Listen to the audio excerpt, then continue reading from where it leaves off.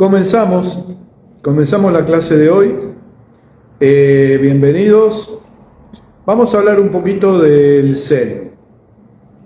¿Sí? Después del tema que tocamos en la clase pasada sobre masaje Zen y sobre los que ustedes me estuvieron preguntando, me pareció que estaba bueno dar un buen pantallazo sobre el Zen, lo que es el Zen, lo que significa y cómo lo empleamos y lo adaptamos para nuestra labor, ¿no?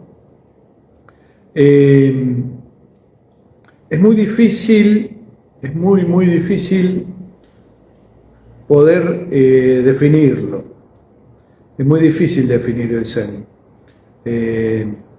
Es algo es algo para vivir y es algo que en cuanto le encontramos una definición que podamos escribir, una definición que podamos dar, coherente y pensada, esa definición ya dejó de tener sentido.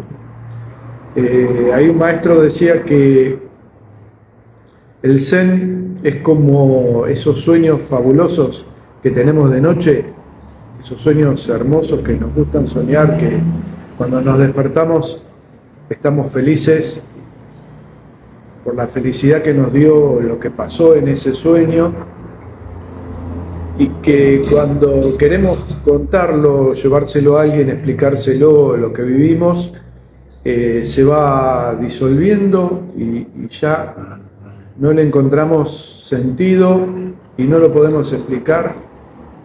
Es como que se nos escurre de la mano eso que vivimos. Solamente nos queda esa sensación de haber tenido un sueño fabuloso y que nos encantó, pero ya no le podemos dar una explicación. Con el Zen pasa lo mismo. Es más fácil, entre comillas, más fácil vivirlo que explicarlo. Pero bueno, vamos a tratar de hablar del Zen, no darle una definición escolástica, sino tratar de explicar algunas características y qué es lo que en qué nos puede beneficiar a nosotros como terapeutas, ¿no? Ya lo vimos en la clase pasada, pero bueno, por las dudas se sume más gente. El Zen es una rama del budismo, sí, ¿no? El Zen es una rama del budismo.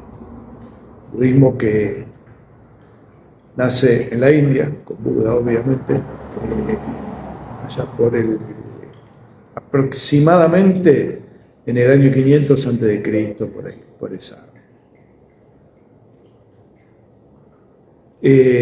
Buda era su nombre era Siddhartha Gautama, era un príncipe que vivía en un palacio rodeado de todos los lujos que nos podemos imaginar, pero que no tenía contacto con la realidad ni sabía lo que pasaba fuera de las murallas del palacio. Una vez toma contacto y ve que había cosas que él desconocía, como el dolor, la enfermedad, la pobreza, gente sufriendo, y decide primero conocer eso. Se escapa, se va del palacio y se va. Se va y empieza su camino para tratar de entender qué era lo que le pasaba a la gente, por qué la gente estaba así. En una India donde el sistema de castas es muy fuerte, donde si naciste pobre, de padres pobres, tus hijos van a ser pobres, tus nietos van a ser pobres, y toda tu familia va a ser pobre porque no hay posibilidad de salir de una casta a la otra. Si te tocó nacer en una familia pobre, vas a ser pobre toda la vida, y más en esos momentos, me imagino.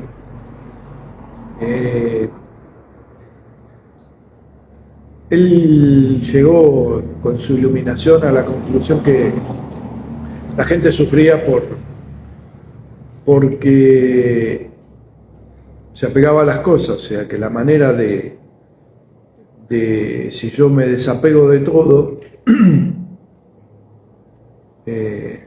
no voy a tener sufrimiento, porque si yo me desapego de las cosas materiales o de las cosas que me rodean, ya tenerlas, no tenerlas, estoy desapegado de ellas y el sufrimiento no tiene sentido. Estoy dando una explicación muy por arriba y seguro que algún estudioso del budismo se va a quejar. Pero yo, para que lo entienda, le hago una explicación así, corta. Pero esto no es lo más importante. Lo importante es que este budismo, que el mismo Buda pensaba de que su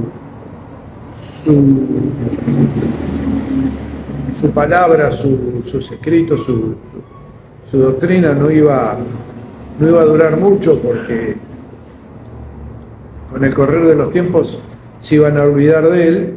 Bueno, no fue así, y se desarrolló mucho en la India, y como es lógico, con el paso del tiempo comenzó a pasar las fronteras de la India. Y entonces llegó a China. Se dice que llega a China más o menos en el siglo I. Yo creo que debe haber llegado también mucho antes, pero digamos como una corriente así de llevar el budismo a China, se conoce como la fecha como el siglo I, y fue muy bien aceptado en China, especialmente por los emperadores, y si el emperador aceptaba, el pueblo aceptaba. China es como un lugar donde les gusta que estas doctrinas, estas religiones, el budismo en sí no es una religión, pero estas doctrinas, estas cosas, adoptar la que viene de afuera y no tener que crear una propia, digamos, ¿no? Entonces les cuadró bien el budismo, y por muchísimos años el budismo fue eso. O sea, la doctrina nacida en la India, llevada a China, pero siguiendo los escritos de los monjes de la India, y esa era la doctrina seguida. Más o menos en el año 500, por ahí, la historia habla de un monje que se llamaba Bodhidharma, de los que fueron de la India hacia China, pero como que le dio un despegue, un desarrollo de ese budismo que estaba diseminado en China, y comenzó a ver que en China había otras cosas, que era el taoísmo, todo lo que hablamos. ¿Se acuerdan de cuando hablábamos de medicina china, ya? Todo el taoísmo, este monje vio que eran cosas buenas, y empezó a enriquecer el budismo con estas cosas que estaban ya en China de hacía muchísimo tiempo. Entonces enriqueció el budismo, y es como que se desarrolló la corriente budista que en China se llamó Chan, ¿sí? Chan provenía de una palabra hindú que creo, no sé si no la estoy pronunciando bien, pero Dhyana, algo así. Es más, en chino era Chana, pero después la abreviaron Chan. Y que más o menos no tiene una traducción en nuestro idioma, pero más o menos quiere decir como una actitud de meditación, una cosa así. Entonces, ese budismo Chan en China también se desarrolló, y también pasó las fronteras de China y llega a Japón. En Japón, la misma palabra Chan, no traducida, pero sí dicha en el idioma japonés, se tradujo como Zen. O sea, con los mismos caracteres, en chino se lee Chan, en japonés se lee Zen. En Japón fue muy fuerte lo que logró esta doctrina y se desarrolló muchísimo, como que floreció en Japón toda esta doctrina del budismo zen. Y como que tuvo un doble desarrollo, o sea, una de las cosas más fuertes dentro del budismo obviamente es la meditación, y la meditación en Japón como que se desarrolló en dos grandes ramas. Una es la meditación conocida como Zazen, donde uno se sienta en posición cómoda, con los brazos extendidos y con la mente en blanco. O sea, lograr estar en estado meditativo sin ningún pensamiento. Creo que hay meditaciones que tienen como guías o meditaciones asistidas donde uno va meditando sobre un tema. La meditación zen es más vale la mente totalmente en blanco, el tratar de quitar todo pensamiento, o sea, los pensamientos surgen cuando uno está quieto, sereno, le viene, la mente está continuamente trabajando, pero la manera es, acepto eso que viene, ese pensamiento, esa idea, eso que se me vino a la cabeza y lo dejo ir. No me engancho en ese pensamiento, sino trato de dejarlo ir, trato de dejar que la mente quede totalmente en blanco. Esa es la meditación zazen. Y después hay otra escuela que tiene, digamos, como práctica lo que llaman la meditación activa, o sea, el realizar cosas en estado meditativo. Esto en Japón se desarrolló muchísimo en un montón de actividades. En Japón está la caligrafía, está lo que se llama, o sea, las artes marciales, la arquería, un montón de cosas que desarrolla, o sea, el estado de meditativo llevado a la acción, no a quedarme quieto en un lugar con la mente en blanco, sino lograr el estado meditativo en la tarea que yo realizo. ¿Sí? Bien. Entonces,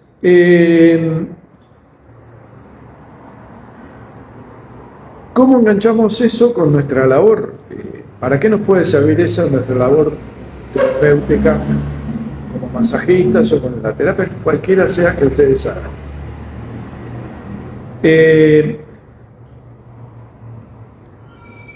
Si yo logro despojarme de todo pensamiento, poner la mente en blanco, cuando estoy con el paciente, cuando logro mi primer contacto, cuando trato de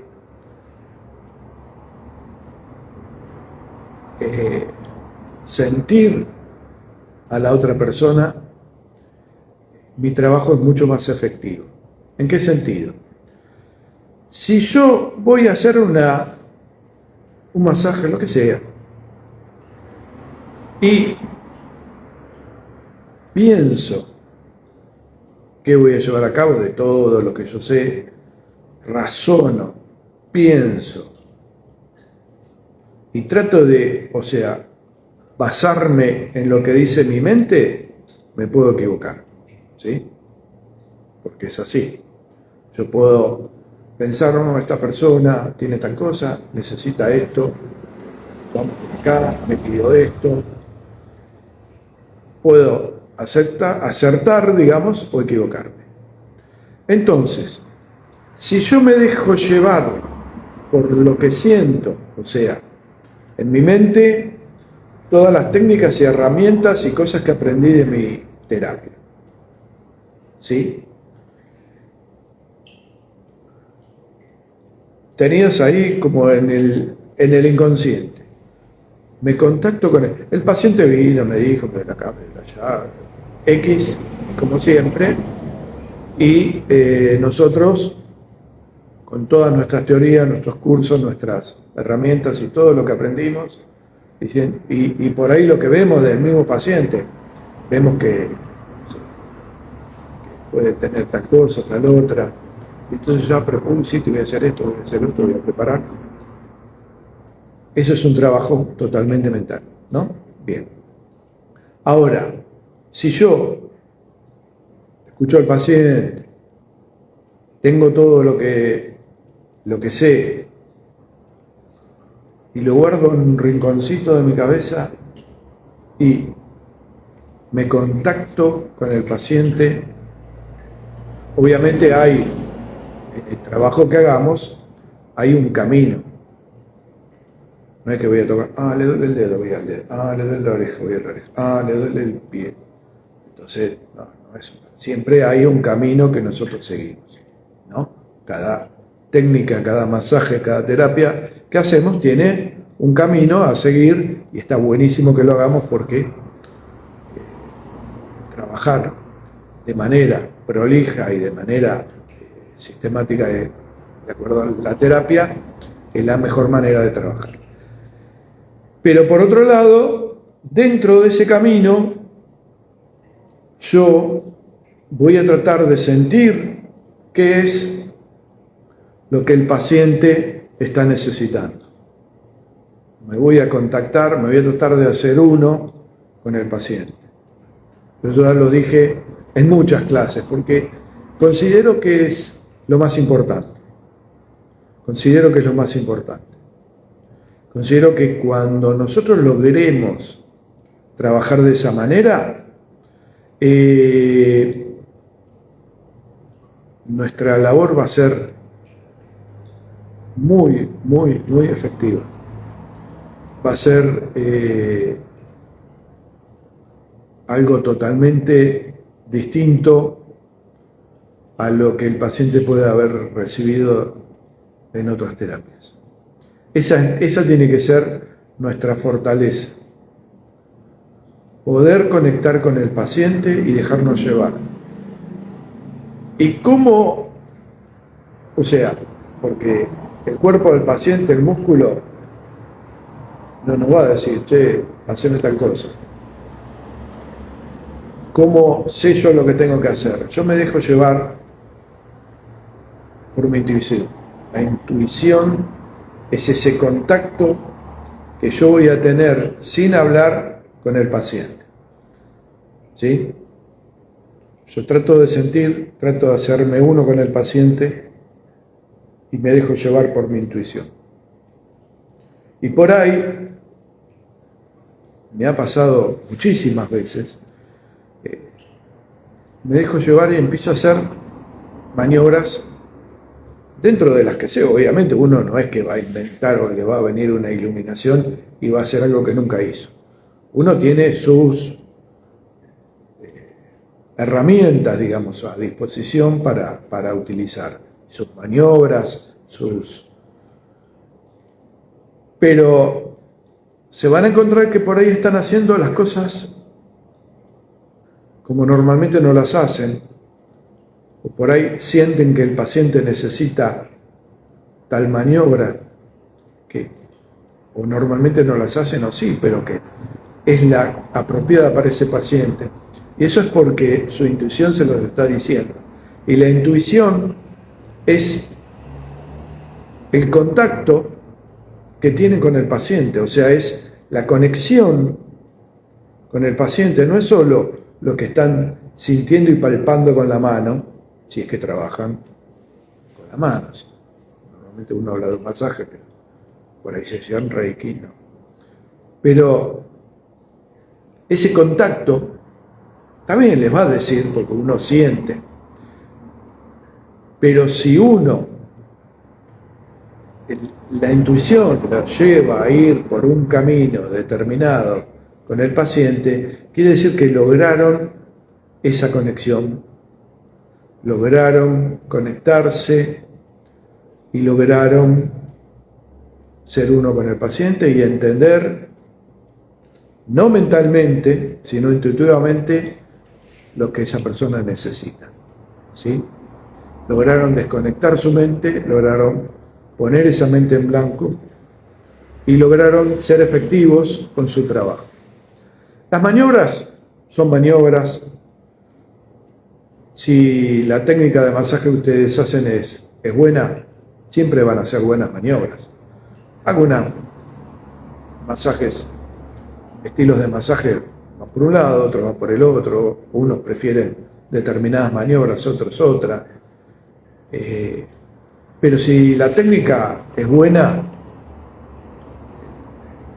el masaje va a ser bueno.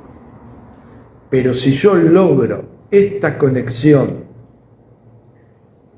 y hacerme uno con el paciente, voy a saber qué maniobra es la mejor para el paciente. Qué es lo que el paciente, ese paciente, y en ese día y en ese momento está necesitando. Porque lo primordial en el Zen y en esto que les estoy contando es que lo único importante, lo único que existe en ese momento es este instante que yo estoy con el paciente.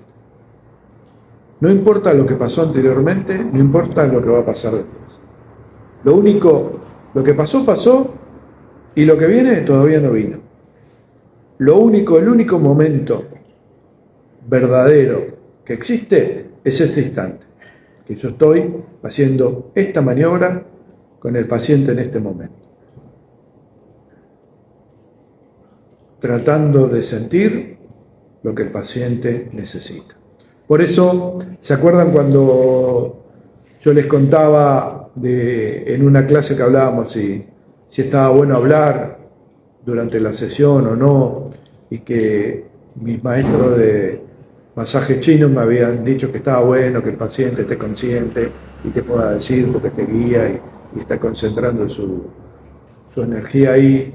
Y por el otro lado, con mis estudios, digamos, más japoneses, decían que no, que había que tener un silencio total, porque si yo hablo me conecto con la mente del paciente, pero yo me tengo que conectar con el cuerpo.